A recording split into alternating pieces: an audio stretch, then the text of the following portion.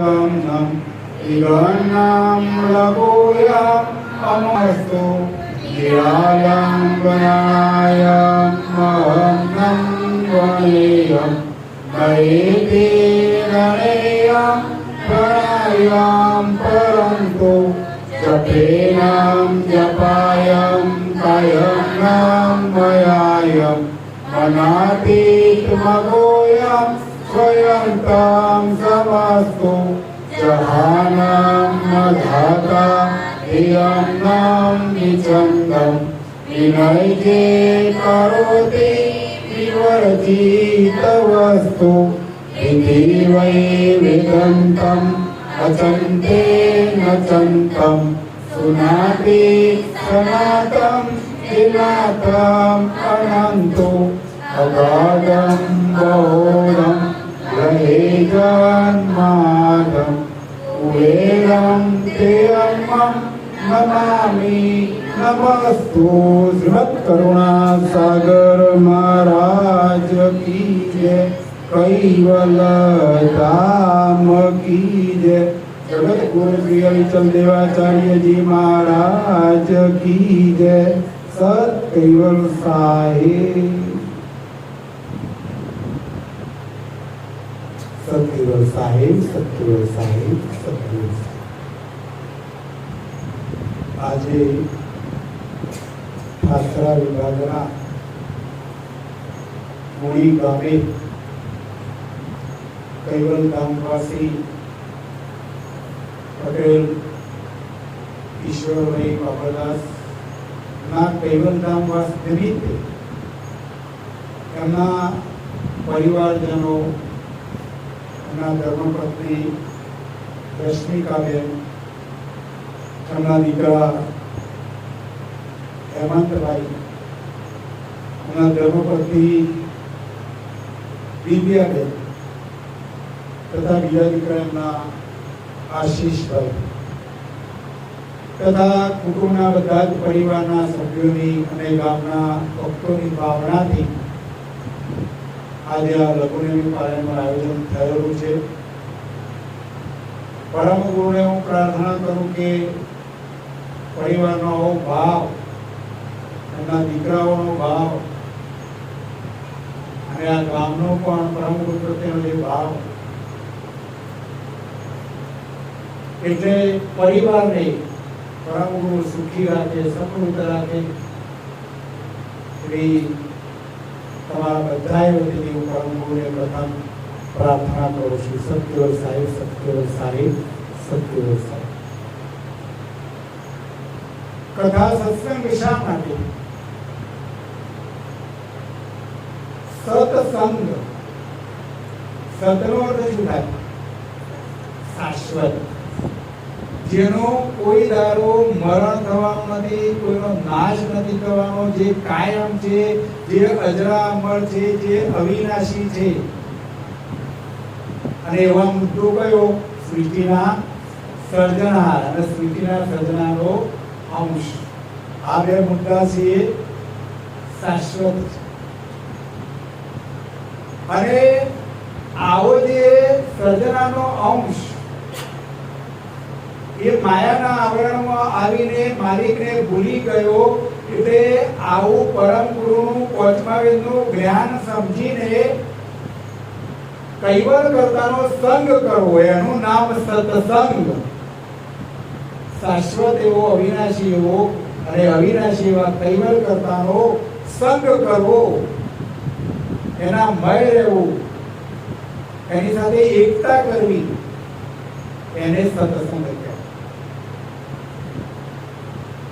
ખરો અર્થ એવો થાય છે. બીજો સત્સંગનો અર્થ આપણે એવું કહીએ કે પ્રવચન, જ્ઞાન, સમજ. સત્સંગના માધ્યમથી પ્રવચનો થાય, ચોપાઈ બોલાય, એનું ભાવાર્થ સમજાવવામાં આવે. કહેવાનો ભાવાર્થ કે આપણું જેમ કપડું મેલું થાય તો એને ધોવા માટે શાની જરૂર પડે? સાબુની જરૂર. એમાં ચૈતન્ય અંશ મેળો થઈ ગયો છે, માયામાં મશગુલ થઈ ગયો છે, તો એને શુદ્ધ કરવા માટે શું કરવું પડે? સત્સંગ રૂપી સાબુનો ઉપયોગ કરીએ તો જ આ મન, આ અંશ જ્ઞાનથી મજબૂત બની જાય, શુદ્ધ બની જાય, સ્વચ્છ બની જાય. એના માટે આ સત્સંગની જરૂર છે. તો ધર્મગ્રંથના આધારે આપણે અભ્યાસ કરીએ તો અદ્વૈતાદ્વૈત નર્વેદ ચિંતામણી ગ્રંથનું અંગ 7મું અને 7મા અંગનું નામ છે સકળતા રહિત પક્ષ પરિચ્છેદ દેખાવન કો અંગ 7. સકળતા પક્ષ જો સમજવાની જરૂર છે.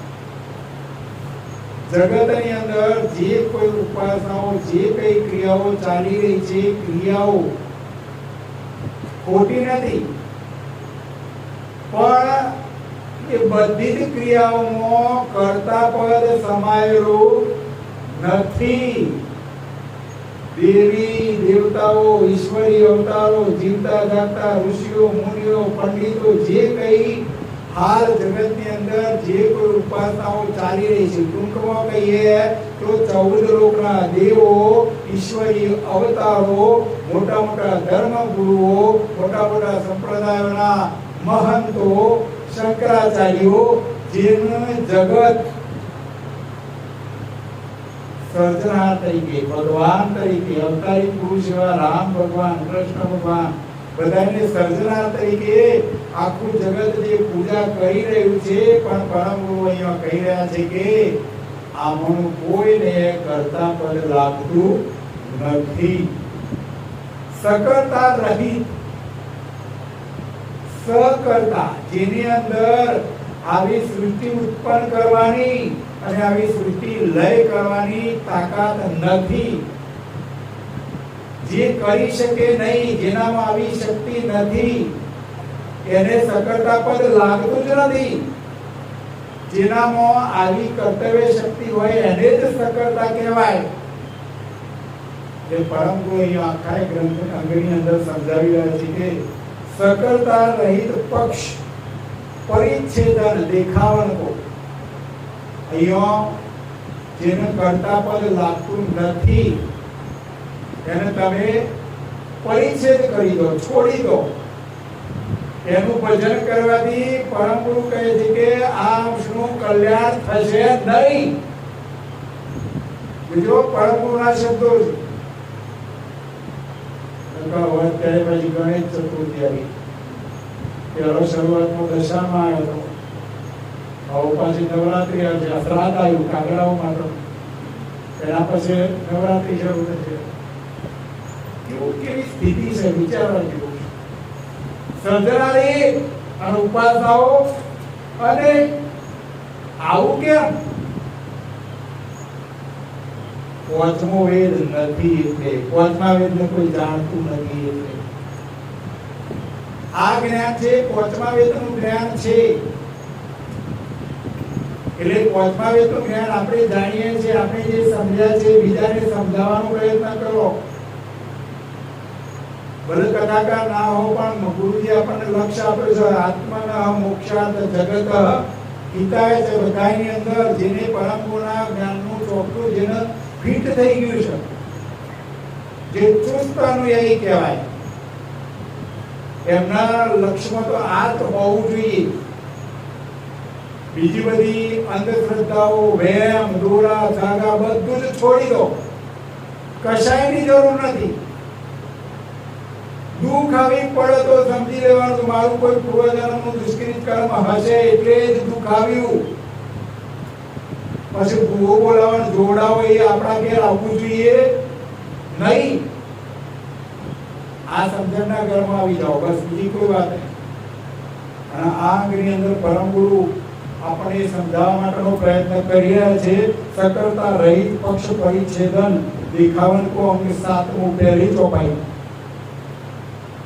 जो बालिन के पाल खेलन का करत केल सत ज्ञानी सतमानी तीन में पण निज मात असक पर जेही विधि रही हेरानी. बालिन के बाल खेलन का करत केल मन मानी। जो परम गुरु श्रीमद करुणासागर महाराज આપણે એક દ્રષ્ટાંત આપીને સમજાવી રહ્યા છે કે જેવી રીતે બાલક અને બાલિકા, બાલક એટલે પુરુષ કહેવાય, બાલિકા એટલે સ્ત્રી, બાલક અને બાલિકા પોતાના મનની ઈચ્છા મુજબ મન ગમતો આનંદ કરે છે, તે બાળકોની રમત પ્રત્યે તેની માતા પ્રેમ ધારણ કરીને નિહાળે છે। જો પરમ ગુરુ અહીંયા દ્રષ્ટાંત આપીને સમજાવી રહ્યા છે।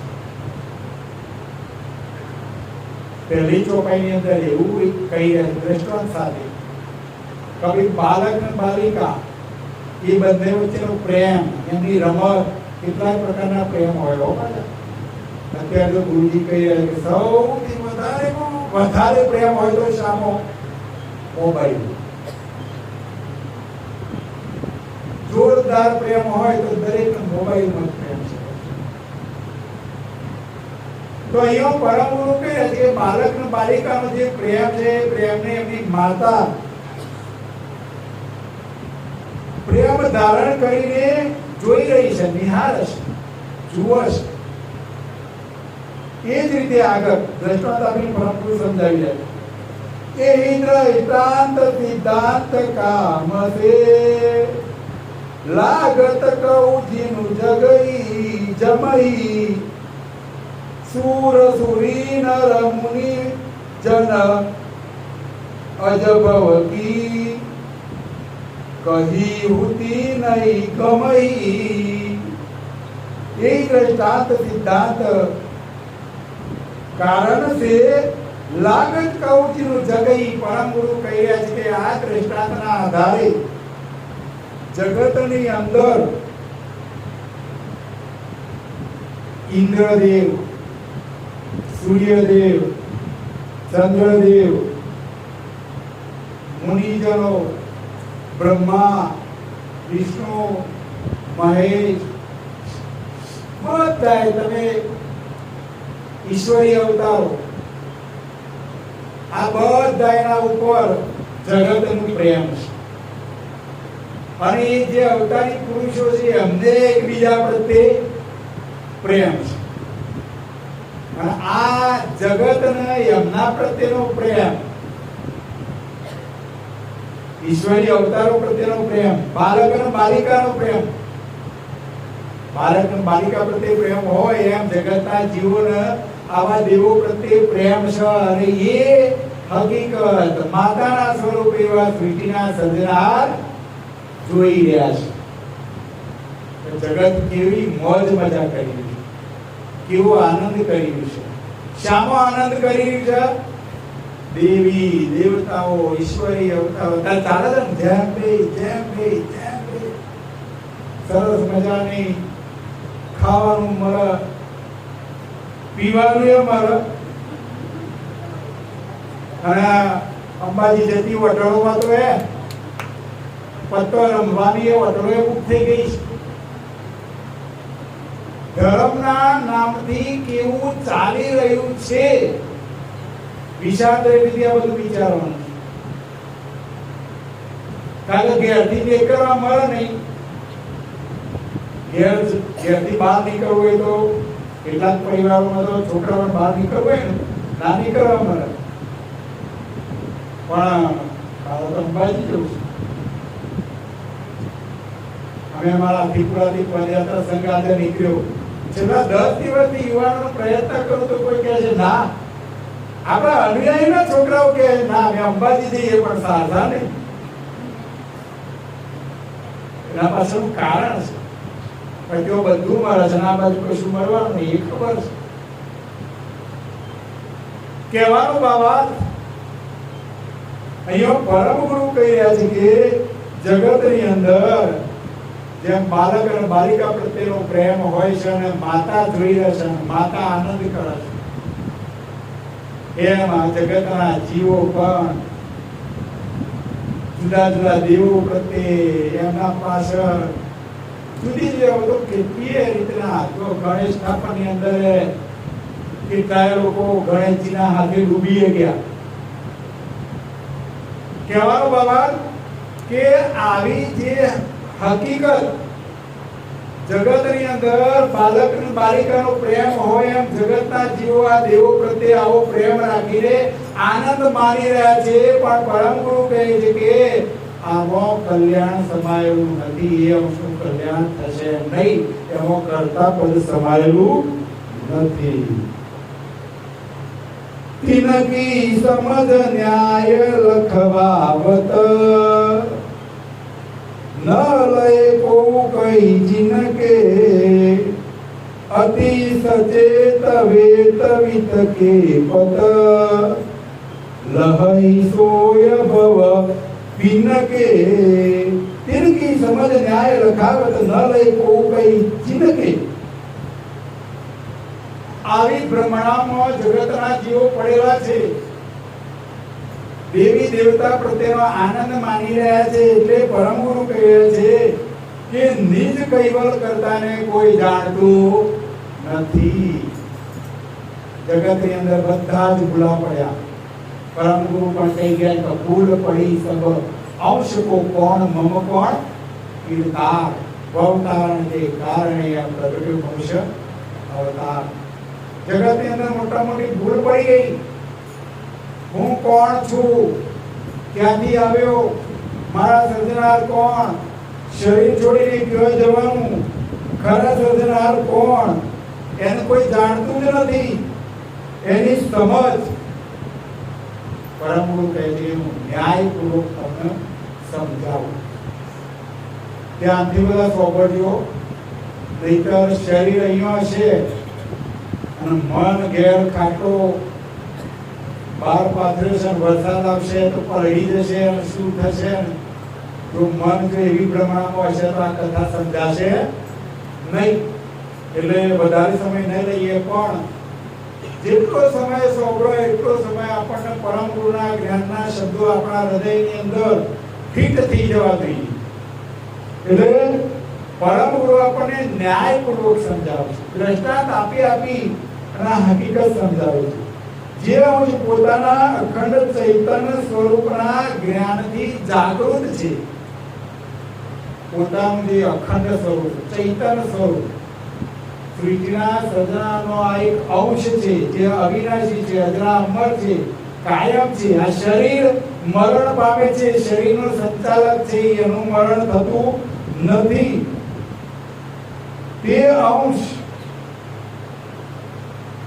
જગતથી અલગ રહેલા નિજ કૈવલ પતિને એ અંશ જ જાણી શકે, બીજું કોઈ જાણી શકે નહીં. પણ ક્યારે? સત્સંગ સાંભળીએ, ધર્મ ગ્રંથોનો અભ્યાસ કરીએ, નિયમિત અભ્યાસ કરીએ, ત્યાંથી ચોપાઈને સમજવાનો પ્રયત્ન કરીએ, તો જ આ લક્ષ્ય, આ સમજ કૈવલપતિને આપણે જાણી શકીએ. પણ આપણે મરણ પાસે ધૂન કરીએ, ભજન કરીએ, કીર્તન કરીએ, જરૂરી છે, બધું એ કરો. પણ એની સાથે સાથે આ રીતના આપણે કથા સત્સંગ કરીશું, સાંભળીશું, સમજીશું, બીજાને સમજાવીશું. જ્ઞાન આપણને થયું છે તો એને વહેંચવાનો પ્રયત્ન કરો. અભ્યાસ કરશું તો જે અભ્યાસ કરશે એને પણ જ્ઞાન થશે, અને જે સાંભળશે એને પણ જ્ઞાન થશે. એટલે આ રીતે આપણે સમજવાનો પ્રયત્ન કરીએ. એટલે કૈવલ કથાનો જે અંશ છે, ચૈતન્ય અંશ છે, એ અંશ આવા જ્ઞાનથી જાગૃત હશે, એ જ કૈવલને, એ જ ખરા સર્જનાને જાણી શકશે. બાકી પછી ઘણા લોકો તો કહેતા હોય ભાઈ આ મન તો આમાં બુજ જ પડતી નથી, પરમ ગુરુનું જ્ઞાન તો બહુ જ કાઠું છે. ઘણા લોકો કહેતા હોય કે મન તો સમજણમાં આવતું જ નથી. રામાયણ કે મહાભારતની કથા તો ખબર પડી જાય કે ભગવાન પછી આવશે, આવશે, આવશે, બધી ખબર પડી જાય. અને એમાં મજા આવે છે, બધા ડોલા સરસ ભજન ગાય. અને આની અંદર તો નર્યું જ્ઞાન એટલે કંટાળો પણ આવે, પણ ના સમજવાની જો તાલાવેલી હોય તો પરમ ગુરુનું જ્ઞાન એ સહેલામાં સહેલું જ્ઞાન છે. પણ કોણ સમજવાની જિજ્ઞાસા હોય એનામાં. પણ ભૂલી જવામાં પણ વાર નહીં થતી હો. આ બેટરીઓ ડાઉન થવામાં વાર, આ મોબાઈલની બેટરી 24 કલાકમાં ડાઉન થઈ જાય છે, તો બધા આ બેટરીઓ તો સત્સંગ રૂપી ચાર્જર નિયમિત રાખે. એટલા માટે હું કહું છું કે બહેનો પણ કથાકારમાં તૈયાર થાવ અથવા ઉપાસના પછી બધાને તો 2-5 ચોપાઈ પણ તમે ગ્રંથ અને એનો સારાંશ સાંભળવાનો પ્રયત્ન કરો. જે સારું સમજાવી શકે એના. અમારા ગામની અંદર તો દરરોજ સ્વર્ગની ઉપાસના પછી 10 ચોપાઈની કથા હોય જ. અને હું કથા કરું એવું નહીં, ગમે તે જે ભગત આયા હોય તે બધા જ કથા કરે. એટલે આપણે પણ એવું કંઈક કરીશું તો ચોક્કસ ધૂન કરો, ઉપાસના કરો, ભજન કરો, બાલક અષ્ટક કરો, દિવ્ય જ્યોતિનું અષ્ટક કરો, અમારા દાડમ અષ્ટક, બધા જ અષ્ટક કરો, બધું જ કરો. પણ એમાં એક આ પીંછાનો ઉમેરો કરો. બસ મારો કહેવાનો ભાવ છે. તો જોજો એની મજા કંઈક જુદા પ્રકારની થશે. એટલે ચોક્કસ તમે, અને એક ગ્રંથ અમારા ગામની અંદર 50-50 વખત બધા ગ્રંથોનું આ રીતના વાંચન થઈ ગયું સામૂહિક. કારણ છેલ્લા 60 વર્ષથી આ કાર્યક્રમ ચાલે છે. એટલે આ વસ્તુ જરૂરી છે. તો નિજ ચૈતન્ય અંશ જ કૈવલ કરતાને જાણી શકે, બીજા કોઈનાથી આ જાણી શકાય તેમ નથી. કે આગુ બાલીન કે બાલક જેનું સિદ્ધાંત સુની જે કરતા સે તિનઈ હેત કોહુન કે પરહી સુજવિત દીજે. કે આગુ બાલીન કે બાલક જેનું સિદ્ધાંત સુનીજી. પરમ ગુરુ કહી રહ્યા છે કે આગળ જે મેં બાલક અને બાલિકાનું દ્રષ્ટાંત આપ્યું તેનો ખરો સિદ્ધાંત હું તમને સમજાવું છું. નિજ કૈવલ કરતા સાથે કોઈને પ્રીત નથી. જે પરમ ગુરુના શરણમાં આવ્યા એમને કૈવલ કરતા પ્રત્યે પ્રીત ખરી. પણ જગતની અંદર તમે વિશાળ દ્રષ્ટિથી જોવા જઈએ તો 99% કૈવલ કરતા પ્રત્યે, સર્જના પ્રત્યે કોઈને પ્રીતિ નથી. કારણ કે જો જેને કોઈને સૂઝ પડી, જો જેને જેવી સૂઝ પડી ત્યો તેઓએ પોતાનું ચિત્ત ચોંટાડી દીધું છે. ખ્યાલ આવે છે? તમે પ્રયત્ન કરજો. કોઈ સ્વામિનારાયણ ભગત હોય અને એમને તમે કહેજો પરમના જ્ઞાનનું ચોખ્ખું સમજાવો ને તમે, અને એમને સમજાઈ જાય તો એ છોડવા તૈયાર નથી. એ પ્રયત્ન કરજો, છૂટતું નથી. જેને જે પકડ આવી ગઈ, જે સંપ્રદાયમાં જોડાઈ ગયા એ છૂટતું નથી. અને કદાચ છૂટણ ભાગ્ય ખોલવાની તૈયારી હોય પણ જે તે વડાઓ, જે તેમના આજુબાજુના અનુયાયીઓ હોય એ બધા પાસે આવીને તેઓ ખેંચી જાય છે. આ સ્થિતિનું નિર્માણ છે. એટલે પરમ ગુરુ અહીંયા કહી રહ્યા છે કે આ વિશ્વની અંદર જેને જો જેવી સૂઝ પડી, જેનું ચિત્ત જો ચોટ્યું તેઓ જ ચોટેલું રહેશે. સમજવા તૈયાર નથી. તમને એ બાબતમાં એક મારા જીવનનો એક દાખલો. એક શાળાના અમારા ગામના શિક્ષક હતા, આચાર્ય હતા. મેં જેમાં કથા કહીએ જે પ્રમાણે મેં વ્યક્તિગત બેસી અને પરમ ગુરુનું જ્ઞાન એવું સમજાવ્યું, એવું સમજાવ્યું તો આખું જ્ઞાનનું ચોકડીનું ફિટ થઈ ગયું, સમજણમાં આવી ગયું. અને બધી જ હા હા હા બસ સરસ પરમ ગુરુના જ્ઞાન છે, બસ આ વિશ્વની અંદર બીજું કોઈ સર્વશ્રેષ્ઠ જ્ઞાન છે જ નહીં. આવી બધી સમજ આવી ગઈ. પછી મેં કીધું ચાલો તારે આપણે ગુરુ ગાદી જઈ કંઠી બંધવાઈ દઈએ, તમે પરમ ગુરુના શરણમાં આવી જાઓ, એના સેવક બની જાઓ. એ ના, મારા ગામમાં ઉમિયા માતાનો આખો વહીવટ મારી જોડે છે, એટલે મારા તો એ વહીવટ છોડાય એમ. મારું 2 કલાક સુધીની જે કોઈ કથા કરી એના મતલબ પાણી ભરી. આ સ્થિતિ બને છે. આ સત્ય સનાતન હકીકત મારા જીવનમાં બનેલી ઘટના કહું છું. અને અહીંયા પરમ ગુરુએ પણ કહ્યું કે જેનું ચિત્ત જો ચોટ્યું છે એમાંથી બહાર નીકળતા નથી.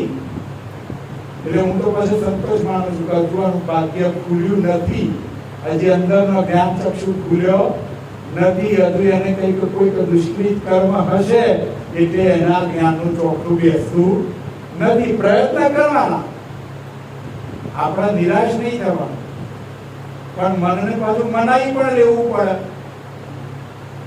પ્રયત્નો કર્યા, સફળ ના થયા તો આપણે મનને મનાઈ લેવું પડે કે ભાઈ હજુ એનું ભાગ્ય ટૂંકું પડે છે. આગળ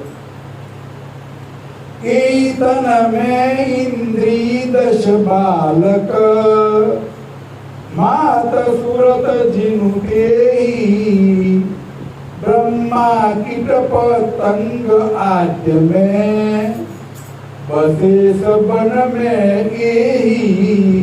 कीर्तन में इंद्री दश बालक, जो चौपाई पर खबर पड़ी है.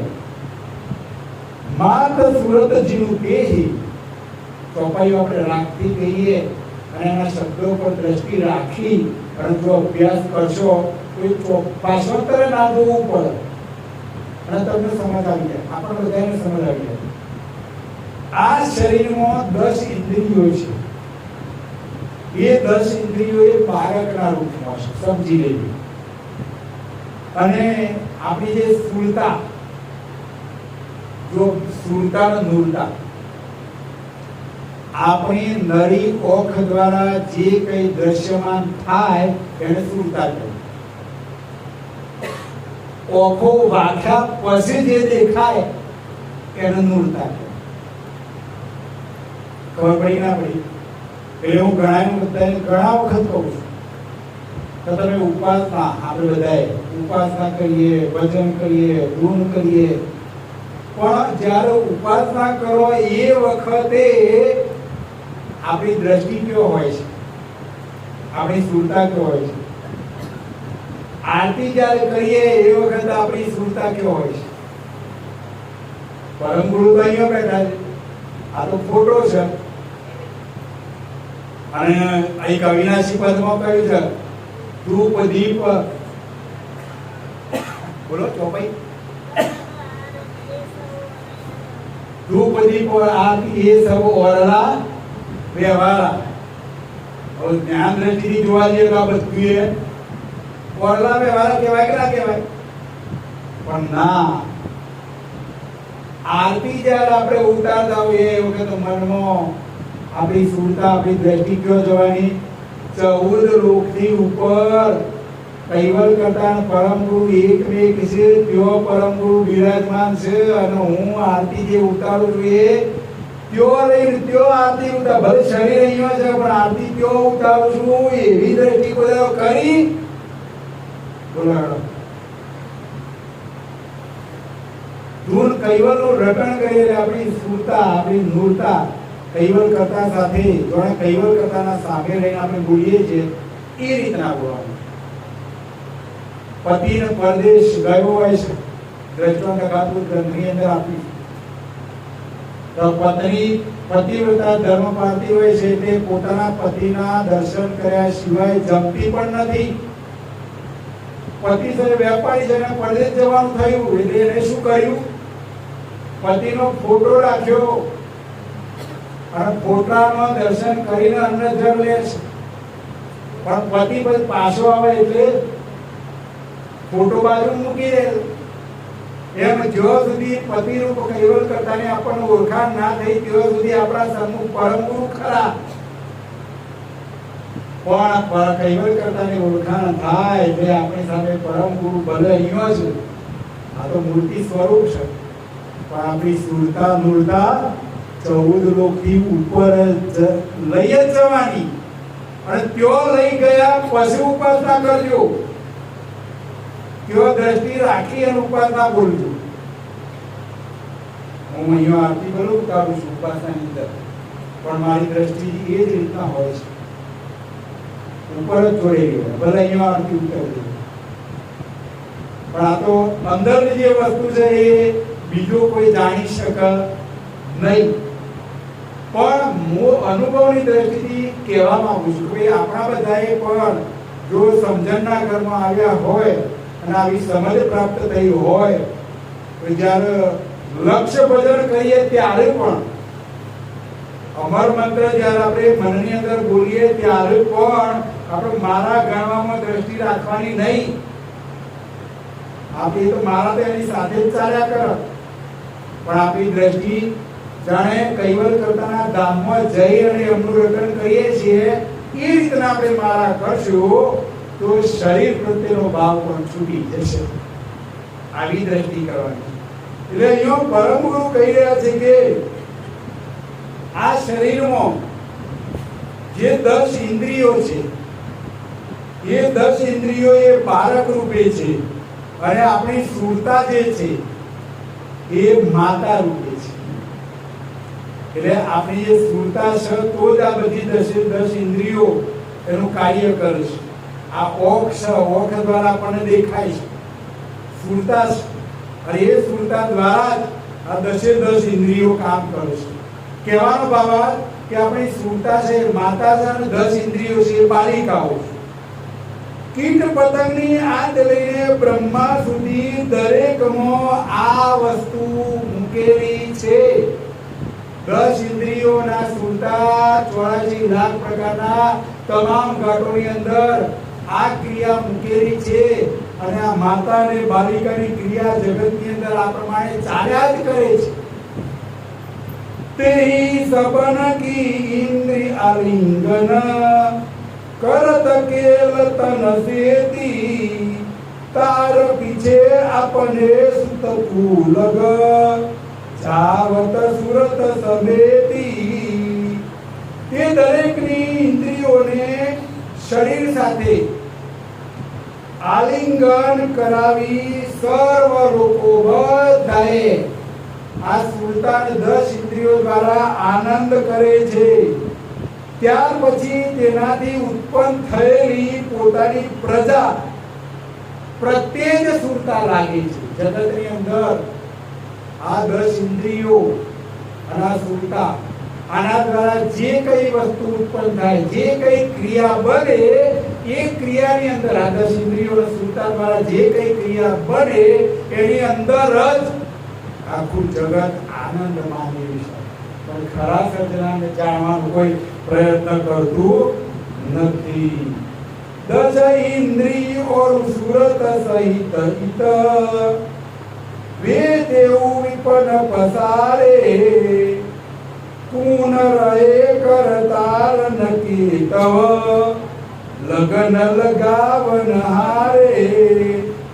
10 ઇન્દ્રિયોને સુરતા વગેરે અહીંયા પ્રજા સિવાય વિસ્તાર કરવામાં વિંધાઈ જાય છે. તો પછી નિષ્કૈવલ કરતાની સાથે લગની લગાવવા વાળું કોણ વધ્યું? વિચાર કરી વિચારો. કા સુરતા આ ઓખ દ્વારા પણ જે પ્રમાણે દેખાય એ પ્રમાણે આ 10 ઇન્દ્રિયો બધું જે કાર્ય કર્યા કરે છે, અને જે કાર્ય કર્યા કરે એ પ્રમાણે આનંદ માણી રહ્યા છે, મોજ મસ્તી કરી રહ્યા છે. અને આ ક્રિયાઓ જો ચાલ્યા કરશે તો પરમ ગુરુ કીધી ખરા સર્જનાને કઈ રીતે જાણી શક્યો? એ ચૈતન્ય અંશ દ્વારા આ ચૈતન્ય અંશ કરતા સાથે એક વેક રહેશે તો જ અંશનું કલ્યાણ થશે. પરમ ગુરુએ કહ્યું છે એક ગ્રંથની અંદર, નિજ ચૈતન્ય તણો ગુણાતીત ગુણધાન લક્ષ્મતી નિષદિન રહે કરત કુયર અભિ. આ ચૈતન અંશ કૈવલ કરતા મય બની જાય, એમ જ ગુણગાન રહેશે તો જ પરમ ગુરુ કીધું હું પણ કૈવલ કરતા તારે કાયમ માટે કરત કોઈ અવિનાશ. પરમ ગુરુ કાયમ માટે કૈવલ કરતા પરમ ગુરુ એક રીત અને આપણે એવા બનવાનું છે. ત્યાં વિધ કે નર નીત કરી કે નિજ દેખૌ સુરત પસારી તો આ ભવ મેં જોગી જતી જન સહિત લગત સંસારી. આ પ્રમાણે નિયમ કરી, આ વાત કરી એ પ્રમાણે આપણી સુરતા દૂરતા કૈવલ કરતા સાથે જોડીને રાખીશું તો જ એકતા થશે, અખંડ સુખ મળશે. જગતમાંના સર્વ યોગીઓ, ભક્તજનો, સંસારીઓ બધાએ યતિઓ, ઋષિઓ, મુનિઓ, પંડિતો બધાએ આ ઇન્દ્રિયો કે એમ કરશે. ખરેખર ઇન્દ્રિયોને કેવું કરવાનું છે? અંશ કે એમ ઇન્દ્રિયોને કરવાનું. કારણ જગતની અંદર બધાની સ્થિતિ આવી બની ગઈ એટલે જગતના જીવો આ માયામાંથી વિમુખ થઈ શકતા નથી.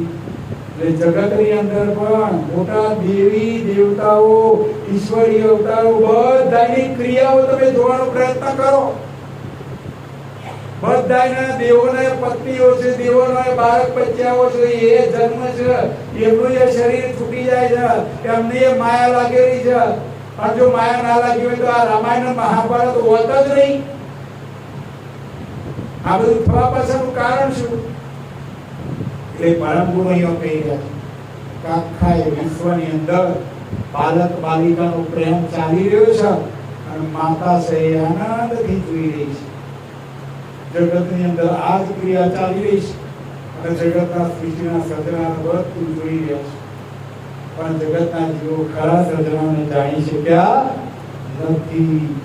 તે માટે નિજ કરતા આદ્યકુ પૂનલહત ઉતરી તમે વેદ પુરાણ શાસ્ત્ર સમદાયક ફસી રહે જીતતી તમે. એટલા માટે જ પરમ ગુરુ કહે છે કે દેવલોક તેમજ મૃત્યુલોક, દેવલોક ગણો કે મૃત્યુલોક ગણો કે પાતાલોક ગણો, બધાએ લોકમાં ખરા જે સર્જનાર કૈવલ કરતાને કોઈ જાણતું જ નથી. કારણ કે જગતના સર્વ જીવો વેદો, પુરાણો, શાસ્ત્રો, વ્યાકરણો અને જે તે મહાપુરુષોએ જેને જો જોડ્યા, જેનું ચિત્ત જો લાગી ગયું એની અંદર બધાએ ફસાઈ ગયા છે. પરમ ગુરુ કહે અને વાતે સાચી છે.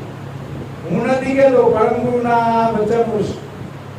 એને વિચાર દ્રષ્ટિથી આપણે બધાને વિચારવાનું છે, સમજવાનું છે અને એ પ્રમાણે આચરણ કરવાનું.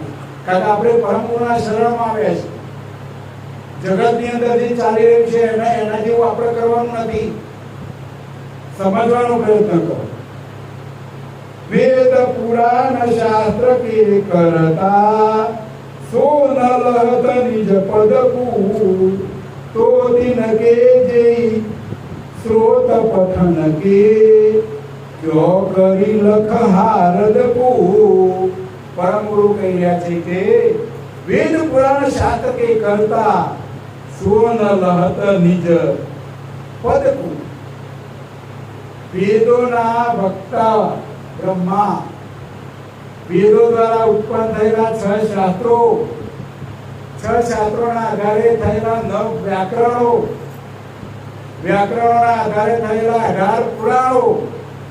પરમ ગુરુ કહી રહ્યા છે કે ખરા નિજ પદને કે ખરા સર્જનાને કૈવલ કરતાને જાણતા જ નથી, કરતા પદને જાણતા જ નથી, જાણી શક્યા જ નથી. એનો અભ્યાસ કરનારાઓ, વેદો, શાસ્ત્રો, પુરાણોનો અભ્યાસ કરનારાઓ, એની કથાઓ કરનારાઓ અને એ કથાને શ્રવણ કરવાવાળા પણ નિજ કૈવલ કરતાના સ્વરૂપને જાણી શક્યા નથી. પરમ ગુરુ કહે એટલે આખું એ જગત ખરા સર્જનહારને જાણી શકી નથી. અને ન જાણી શકી એના પાછળનું કારણ શું? કે માયામાં વેદો, શાસ્ત્રો, પુરાણો, વ્યાકરણો એની અંદર આખું એ જગત ફસાઈ ગયું. અને એની અંદર ફસાયેલો હોવાના કારણે આખું એ જગત ખરા સર્જનાર્થી વિમુખ છે. પરમ ગુરુના શરણમાં જે આવ્યા એ જ કૈવલ કરતાનું ભજન કરે છે, એ જ અંશનું કલ્યાણ થશે. એટલે આગળ કહ્યું એ પ્રમાણે આત્માના મોક્ષાર્થ જગત હિતાય ચાર લક્ષ્ય રાખી અને આપણી પાછળની જે જિંદગી છે એ કૈવલમય બની રહે. કૈવલથી એક પર પણ આપણે વિમુખ ના રહીએ એવા પ્રયત્નો કરીએ. અને આપણી બેટરી આ રીતના આવા સત્સંગથી, જ્ઞાનથી, સત્સંગ રૂપી ચાર્જરથી આપણે કાયમ માટે ચાર્જ રહીએ, કૈવલમય રહીએ, કૈવલ કરતાનું ભજન કરીએ, તો જ અખંડ સુખ મળશે. કોઈ પણ જાતનું દુઃખ રહેશે નહીં. આદિ સપ્રત સ્વરાજ કરુણેશ કૈવલ કરતા કી, શ્રી કૃષ્ણ સ્વામી મહારાજ કી, परम गुरु श्रीमद करुणासागर महाराज की, द्वितीय आचार्य नानदास महाराज की, तृतीय आचार्य बलदेवदास जी महाराज की, चतुर्थ आचार्य भगवानदास जी महाराज की, पंचम आचार्य प्रयागदास जी महाराज की, षष्ठम आचार्य शीतलदास जी महाराज की, सप्तम आचार्य जगत गुरु श्री हरिचंद देवाचार्य जी महाराज की, श्री सत संतन की, श्री सत देवन की, श्री ज्ञान संप्रदाय की, श्री गुरुदाजी सारसापुरी की, श्री कैवल धाम की, श्री कथा सत्संग पूर्णावती का सत कैवल साहिब।